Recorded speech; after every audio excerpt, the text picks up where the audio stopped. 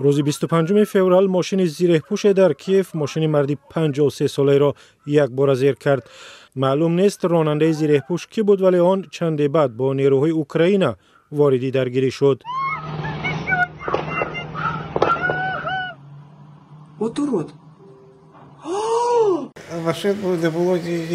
در راه ماشین دیگری نبود.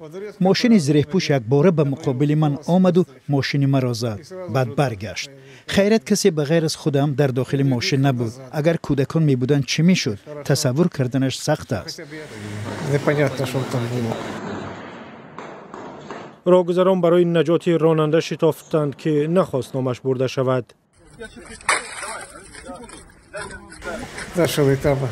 آنها خواستند آهنهای پیچیده را از هم جدا کنند، خواستند ماموران نجات را دعوت کنند، ولی اول خودشان کوشش کردند. در نهایت مرا بیرون کشیدند. قفس سینم را ایربیت زیر کرده بود. سخت بند ماندم.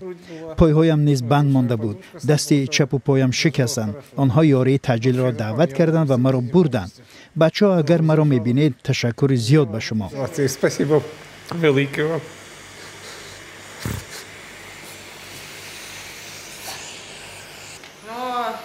شما مثل یک مرد سالم نفس میکشید. نقشه های آینده من چیست؟ از اینجا برایم راه رفتن را یاد بگیرم، بعد معالجه به نیروهای محافظتی سرزمینم میپیوندم. برای این یک کاری باید کرد.